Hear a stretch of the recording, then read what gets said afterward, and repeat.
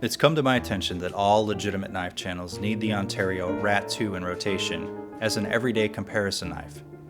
I mean, Nick Shabazz has one. Now that's presumably because Ontario and Randall's Adventure both have conspired with the deep state Illuminati, Black Helicopters, Chemtrails, Joe Camel, and multiple knife reviewers and websites to get the Rat 2 in the hands of as many people as possible. Then collectively cut each one of us as we remove the excess zip tie off of our Spyderco Endura shitty Emerson mod, because that's a stupid thing to do anyway. Let's go over the dimensions of this kinda small for my taste, cheap everyday carry pocket knife that the whole goddamn world seems to love. Especially the Rothschilds. Yeah, think about that for a second. But only for a second, because it won't make any sense after that. The blade size, the cutting edge. Now, is it just me, or does that logo look a little like the Eye of Providence? I'm onto you, Randalls. The handle size, the grip area. And that's exactly the reason you'll never find a dollar bill in my wallet. Spine thickness, handle thickness. In fact, the Freemasons want us to use money so they can control us. And the tallness. Or maybe I have the Freemasons and the free market confused. I'm not sure.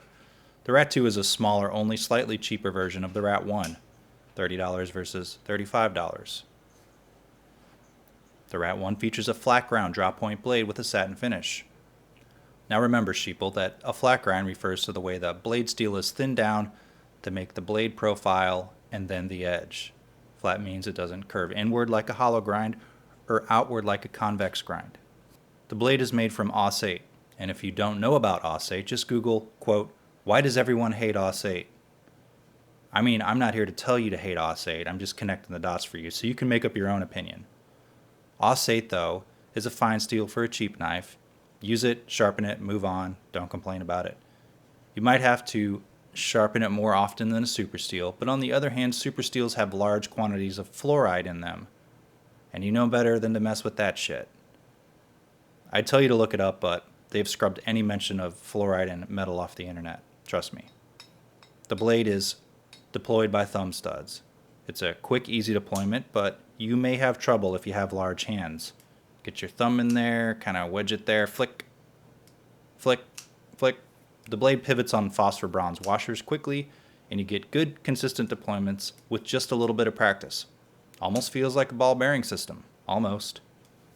The blade is locked into place by a thin liner lock. I wish I knew of a conspiracy involving liner locks, but to be honest, they're just too for anyone to give a shit about.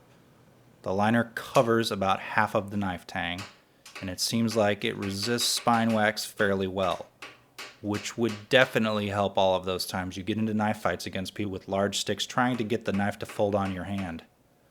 It isn't hard to disengage, but liner locks really aren't my favorite. I prefer axis locks and compression locks a bit better because you don't have to rearrange the knife as much in your hand when you close the blade. A compression lock, for example, would be found on a Spyderco Paramilitary 2, and an axis lock would be found on a Benchmade 940 or a shitty Gonzo clone. The handle is comprised of a stainless steel liner, which is being covered up, just like you'd expect, by G10 scales. G10 is a textured fiberglass-like substance that's basically the same as regular fiberglass, other than the fluoride. And you think I'm joking about the fluoride, huh? Well, your loss. The handle is a little smaller than my gripped fist, and I personally prefer a longer handle. Now, just because I like a slightly bigger everyday carry knife doesn't mean you can't like this one.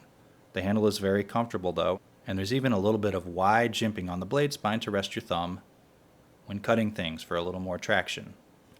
Detent on the knife is very good, and you can't fling the blade open downward like this, so it won't come open in your pocket, especially if you're wearing your RFID blocking pants. And if you don't think a knife can be remotely opened by RFID, you're only kidding yourself. Now, speaking of your pants, the pocket clip can be positionable to all four positions on the knife. Tip up, tip down, right or left pocket, or just remove it. None of us really care. It's not a super deep carry. It has the right amount of springiness, able to fairly easily go in your pocket, but also not falling out if you're hanging upside down. It's made out of stainless steel. Alright, comparisons. I still haven't found that Duke, but, in case you were wondering, I think it's rusting out in the snow somewhere.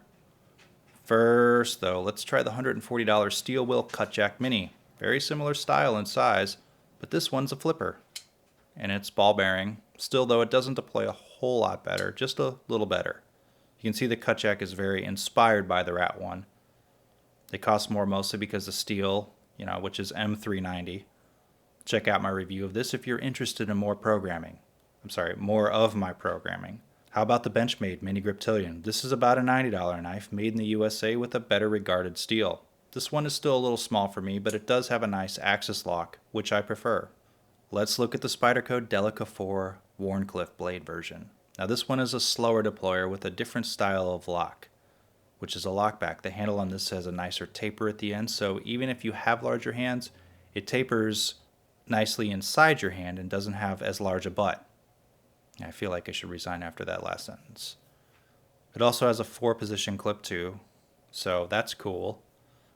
Okay, one more, my Endura 4. This is a larger knife and the size of everyday carry knife I prefer. It has a longer blade for more versatility in cutting, meaning I can cut larger pieces of food, like apples, easier. But the longer handle is also nice too, and gives you a lot of room for different sizes and positions of grip.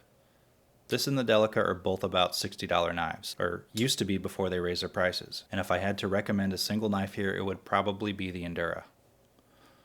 Okay, so that about does it. After this video, my channel should be ranked higher in the search engines. I should gain about 3,000 new subscribers overnight and become YouTube famous beyond my wildest dreams. Because the New World Order, or whatever the hell it's called now, should be on my side. But in reality, it'll probably be good just for 3,000 views over the next year, so it wasn't a complete waste of my time, just mostly a waste of it. If you're looking for a fast-deploying compact knife, this is a good one for about 30 bucks. And one of the best values in this price range. It might be too small a knife for some people, like myself, but not everyone has to like the same thing, unless of course we're ordered to. The knife is like the Shawshank Redemption for me. It's good, I can see why a lot of people like it, but it's not something I feel like I have to revisit a lot in the future. The Paramilitary 2 is more like my Empire Strikes Back, which I guess I should have shown in the video, but I didn't. Not Empire Strikes Back, because then I would get a hit for copyright infringement. Alright, if you think that was an awkward metaphor, subscribe to my channel anyway. Then give the video a thumbs up, comment. Thanks for watching, sheeple.